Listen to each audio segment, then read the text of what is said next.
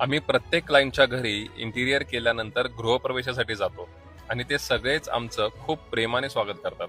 तसंच आम्ही काल पुन्हा एकदा आमच्या एका नवीन क्लायंटच्या घरी गृहप्रवेशासाठी गेलो होतो आणि त्यांनी मला आणि माझ्या संपूर्ण टीमला ज्या प्रेमाने आणि सन्मानाने जेवायला बसवलं ते पाहून खरंच खूप आनंद झाला.